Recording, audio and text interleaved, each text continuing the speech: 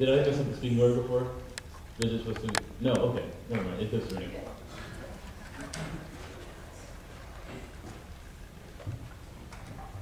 So one of the areas that we want to answer with this question is within our different platforms all touch in the same area and how to really improve recycling efforts on campus. And the big one would already exist.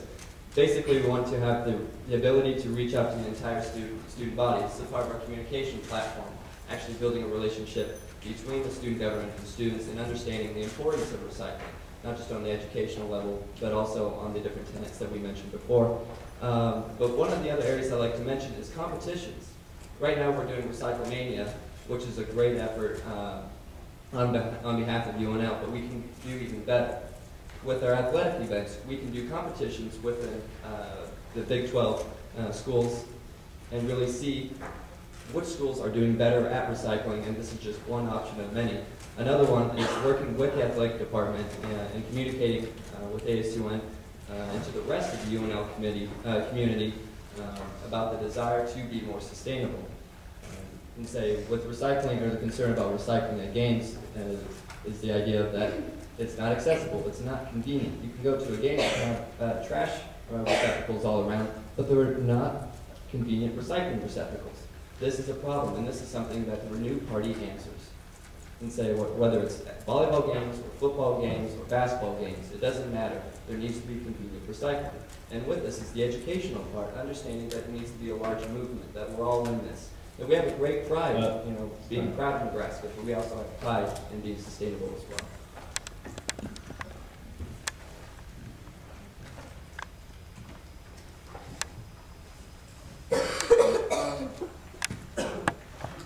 Well, first of all, I just want to start off and talk about how excited the Envision Party is to be partnering, look into a possible partnership with the athletic department and how we can better work with them to help, build our eco-friendly campus, as well as to make students aware of how they can do their part. One thing that I wanted to touch on, first of all, being a marketing major, I know at home football games this fall, I even noticed, the advertising was pretty effective in hitting the target market of students at games, and I think that's a very simple way that the university has started to encourage students, but, an effective way nonetheless. Another thing that I did want to touch on, currently ROTC does not, on a regular basis, do recycling. They do pick up trash after the games, however, they are not recycling these bottles.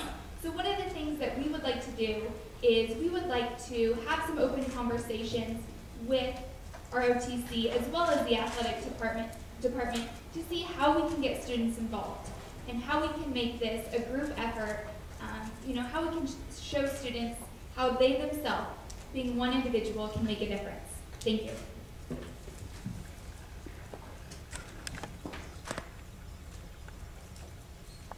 Anybody using their rebuttal? Okay, the next question will go to Renew.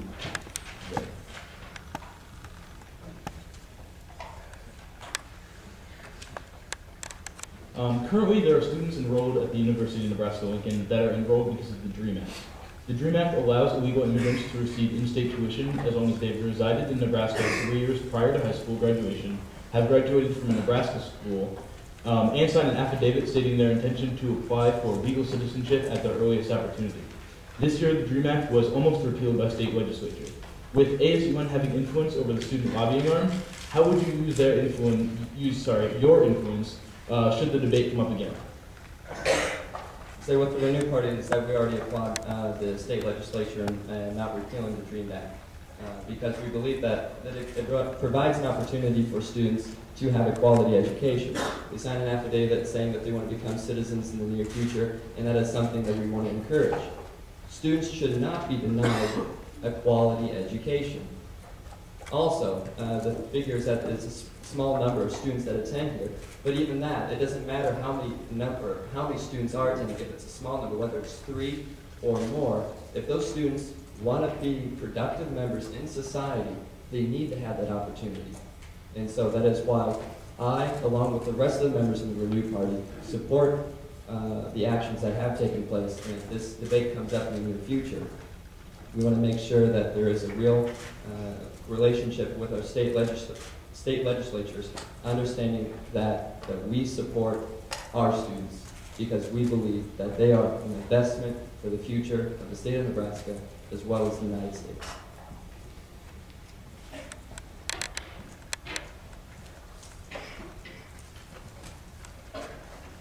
First of all, I think it should be noted that ASUN passed a resolution that directed GLC to oppose this repeal in the state legislature. And it also should be noted that this bill in the legislature did not even make it out of committee. That says so much for the progressive thoughts here in Nebraska. People are more willing to accept more people, and this is a huge step in the right direction for not only the University of Nebraska, but for the state of Nebraska as well. Corey quoted that there were just a few students that are affected by this on campus. There's actually 35 in the entire University of Nebraska system. And I completely agree with him that whether it's 3 or 35 or 100, no matter how many students, we need to support them. We need to make sure that those students have the same right to education as everybody else. This DREAM Act would have taken that right away from them. They would not have had the right to an in-state tuition like every other graduate in the United States has. This would have forced them to pay the cost of $25,756 for an out-of-state tuition. This would have completely removed all incentive for them to graduate high school. It would have completely taken their reasons away to even think about graduating. They would not have been able to afford it. The fact that the DREAM Act was repealed is so good, I think, for the university and for the state. It says a lot about the progressive views here in Nebraska. Thank you. I'd just like to clarify a little technicality. The DREAM Act was not actually repealed. The DREAM Act is the act that allows students to receive the in-state tuition. LB 1001 is the legislative bill that we're discussing, and it was actually, I don't know the technical word, it's been tabled. It's not going to most likely be voted on, which I agree is a commendable effort of ASUN and the Government Liaison Committee, because I really think without the directive that ASUN voted on and approved, that opinion matters, and it shows that student voices do have an impact. Aside from that, as a party, we stand firmly behind the students in the University of Nebraska system, both at our school and at the other schools.